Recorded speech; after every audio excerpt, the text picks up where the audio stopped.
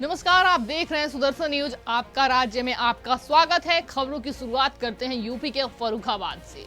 UP के फर्रुखाबाद में गणेश विसर्जन और बराव फात के अवसर पर फर्रुखाबाद में सख्त सुरक्षा व्यवस्था लागू की गई है। पुलिस अधीक्षक आरती सिंह के निर्देश पर जिले में फ्लैग मार्च किया गया। सांप्रदायिक तनाव फैलाने वाले को चेतावनी दी गई है और सभ्य नागरिकों को सुरक्षा का भरोसा दिलाया गया। शहर को 4 जोन और 14 सेक्टर में बांटा गया है, जिसमें 14 इंस्पेक्टर, 84 दरोगा और 350 सिपाही, 84 महिला पुलिसकर्मी और पीएसी और क्यूआरटी टीमें तैनात हैं।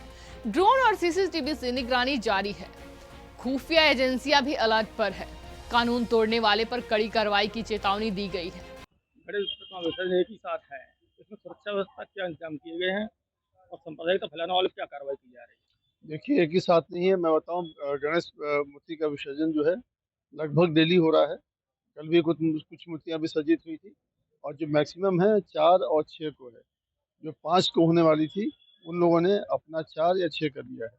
फिर भी अगर कोई करता भी हो तो उसमें कोई दिक्कत नहीं है। हमारी पर्याप्त सुरक्षा व्यवस्था की गई है। जैसे ड्रोन कैमरे रहेंगे, सीसीटीवी भी लगा दिया गया है और एलआईयू का स्टाफ है, तमाम फोर्स हमारे साथ है, पीएसी भी है और अभी हमारे साथ 400-500 लड़के और भी हैं जो पुलिस लाइन में रिजर्व के तौर पे हैं। तो फोर्स पर्याप्त है, कहीं कोई दिक्कत नहीं है। सारी व्यवस्था कर ली गई है और जो भी बदमाशी करेगा, लॉ एंड ऑर्डर के साथ खिलवाड़ करेगा, उसके साथ सख्ती से निपटा जाएगा, चाहे कोई भी हो। पूरे जिले में पुलिस पैदल गश्त कर रही है, क्या चेतावनी दे रही है उपद्रवियों की? अगर कानून के साथ खिलवाड़ की तो कार्रवाई की जाए। देखिए, दोनों चीज़ें, फ्लैग मार्च का पर्पज दोनों चीज़ होता है। जो बदमाश है उनके लिए चेतावनी है, जो सभ्य लोग हैं उनके लिए सुरक्षा का भावना पैदा किया जाता है कि हम आपके साथ हैं। और साथ साथ जब हम पैदल गश्त करते हैं तो लोगों से मिलते भी रहते हैं, पूछते भी हैं कि कोई समस्या है जो हमारे ऑफिस तक नहीं आ पाता है, हम उनके घर जाते हैं, उनसे जाके पूछते हैं कि कोई समस्या हो तो बताएं, या कहीं अतिक्रमण है तो उसके बारे में उनको बताया जाता है, बताया जाता है। तो इस तरह की फायदे होते हैं। यूपी के बरेली जनपद के आंवला तहसील स्थिति चतमपुर रेवती जंगल में बेखौफ गौकसी का मामला सामने आया है, जिससे हिंदू संगठनों में भारी रोष है।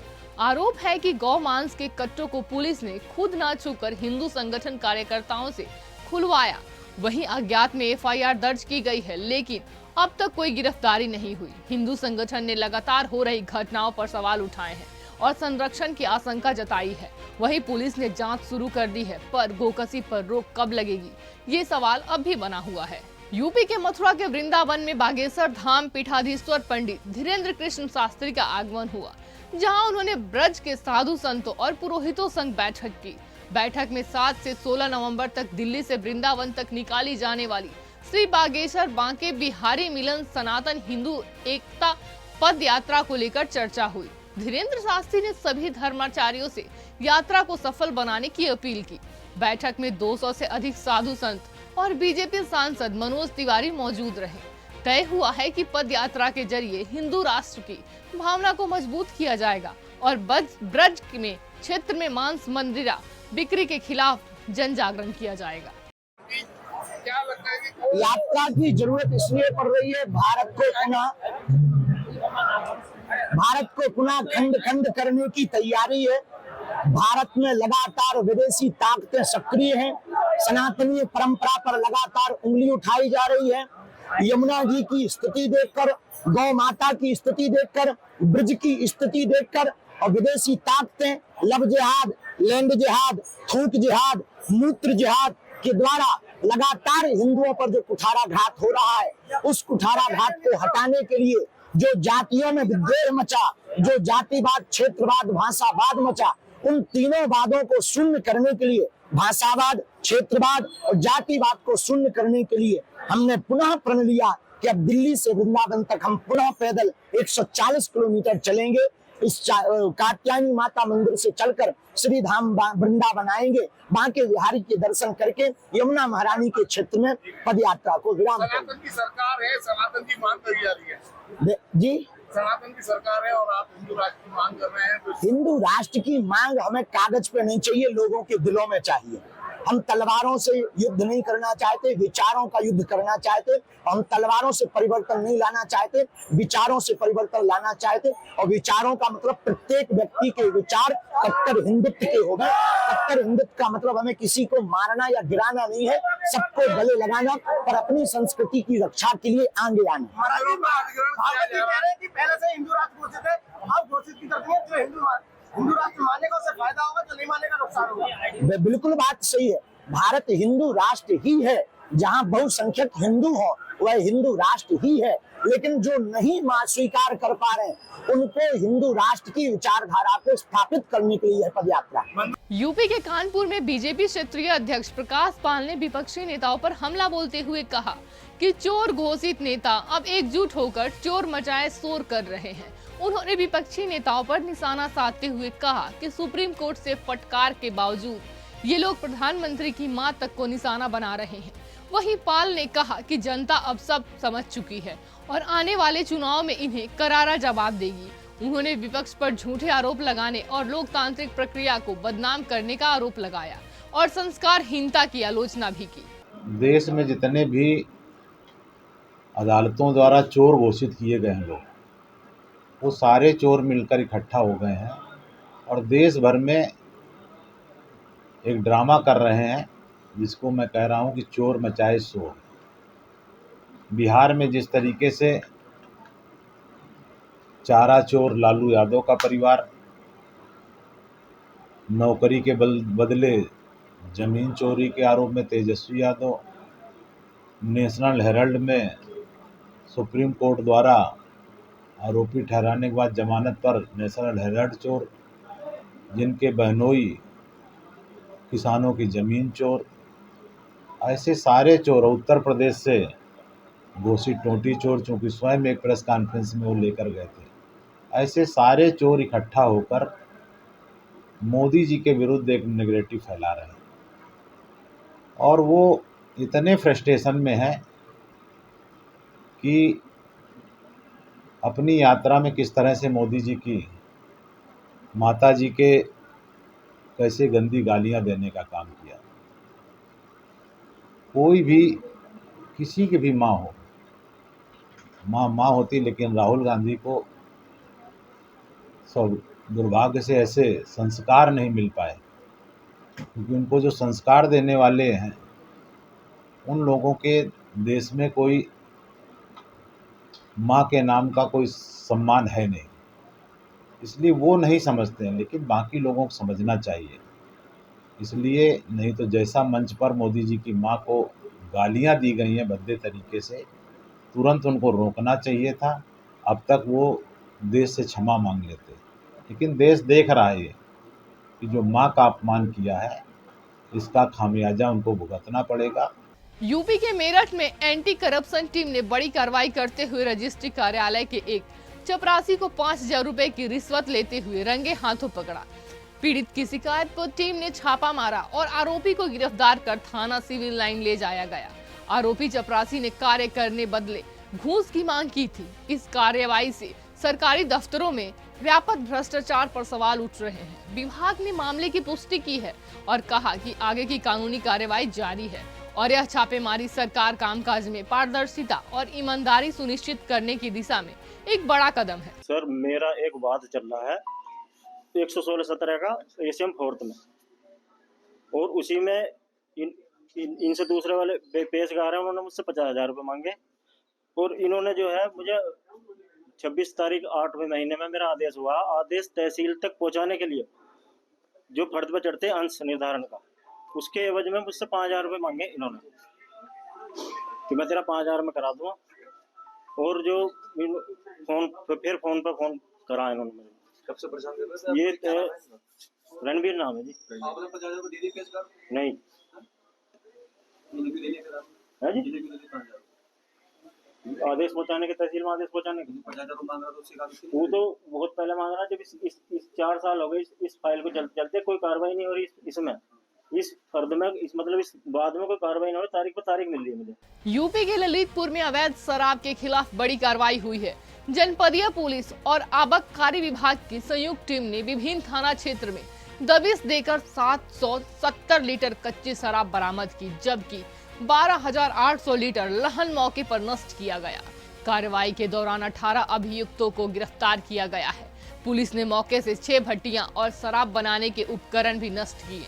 यह अभियान सदर कोतवाली, ताल बेहटा पाली, मडावरा बार, रोजाना और पूरा काला थाना क्षेत्रों में चलाया गया। गिरफ्तार आरोपियों पर वैधानिक कार्यवाही जारी है। प्रशासन ने अवैध शराब कारोबार पर सख्ती के संकेत दिए हैं। आज दिनांक 31/8/2025 को जनपद के विभिन्न थाना क्षेत्रों में पुलिस व आबकारी विभाग के संयुक्त अभियान में लगभग 770 लीटर अवैध कच्ची शराब व 18 अभियुक्तों को गिरफ्तार कर आवश्यक कार्रवाई की जा रही है। साथ ही मौके पर 12,800 लीटर लहन को भी नष्ट किया गया है। यूपी के फिरोजाबाद के सिकोहाबाद में पुलिस मुठभेड़ के दौरान 2 शातिर लुटेरे को गिरफ्तार किया गया है। ये दोनों एक ज्वेलर से लूट और हत्या की कोशिश में वांछित थे।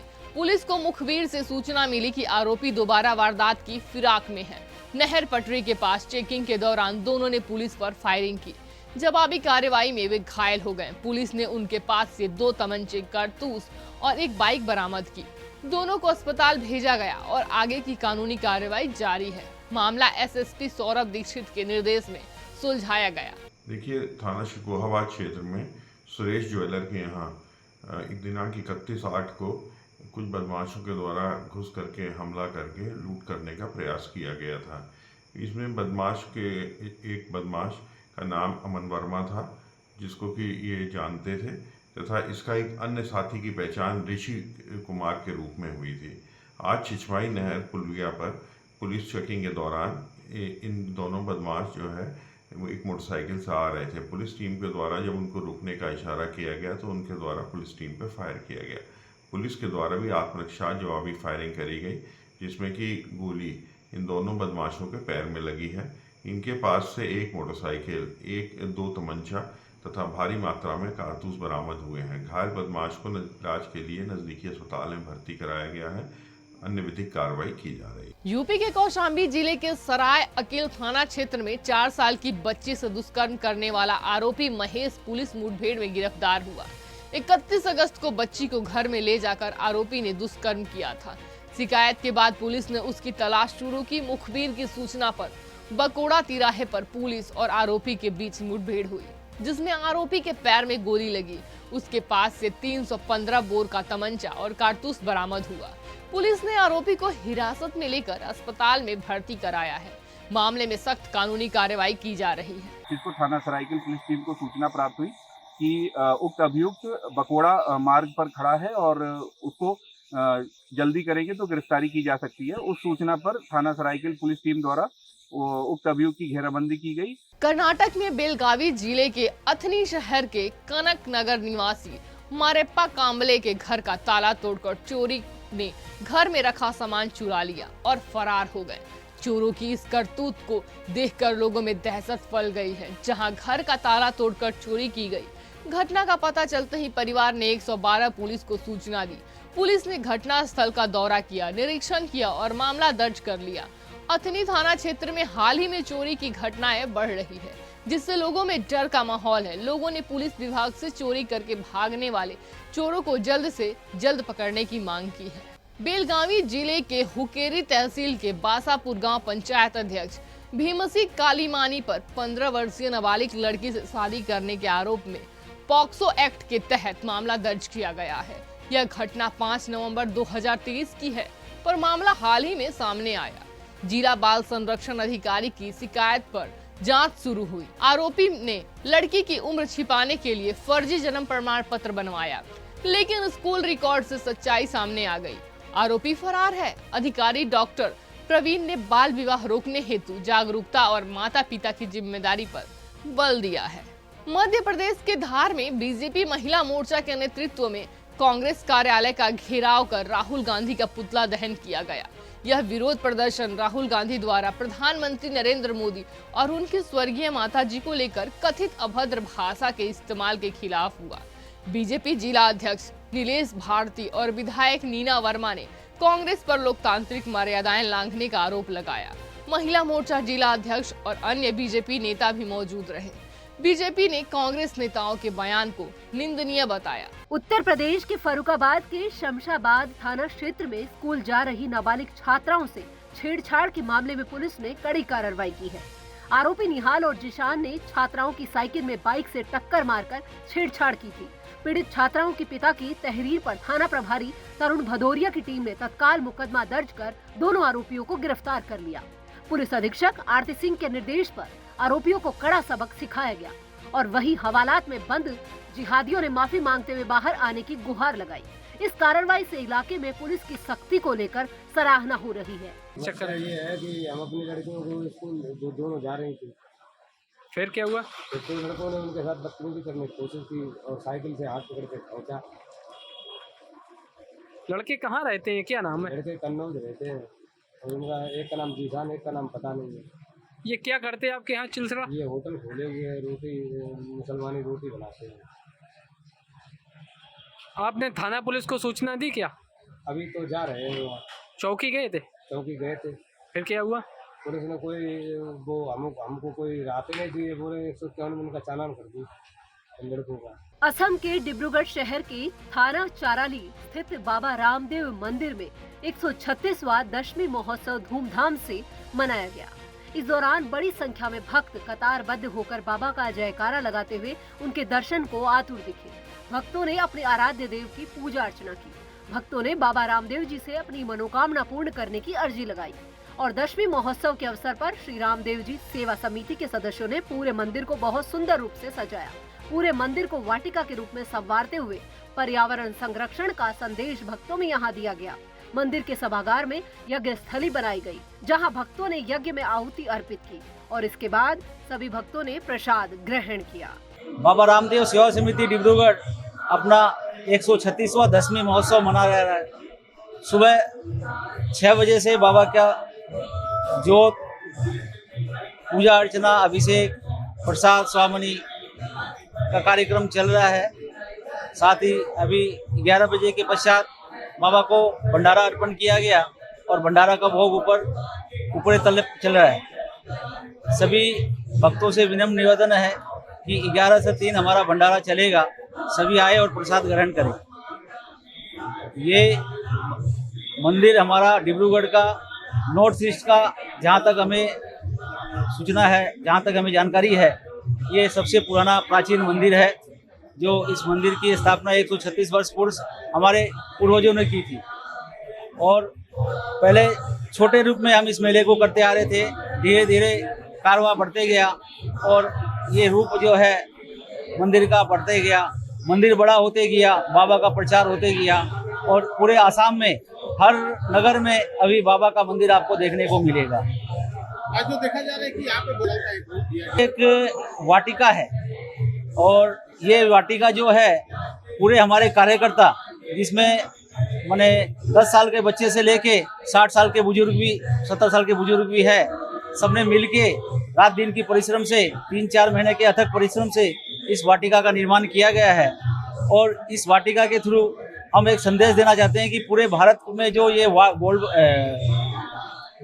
ग्लोबल वार्मिंग जो हो रही है, गर्म बढ़ रही है, इससे हम सब त्रस्त हैं। आज भी गर्मी की वजह से सभी भक्त को काफ़ी कठिनाई हो रही है, तो उसके लिए हमें गाछ वृक्ष लगाने हैं। इसी सोच के साथ ये वाटिका का रूप दिया गया है और मंदिर को एक पुराना जो बोल दे आश्रम का रूप बोल दीजिए और पुरानी जो पद्धति हमारी लेपन पद्धति है, लेपन आर्ट है, वो करके इसे एक सुंदर रूप दिया गया। फिलहाल के लिए इतना ही। देश और दुनिया की तमाम खबरों को देखने के लिए बने रहिए सुदर्शन न्यूज के साथ। नमस्कार।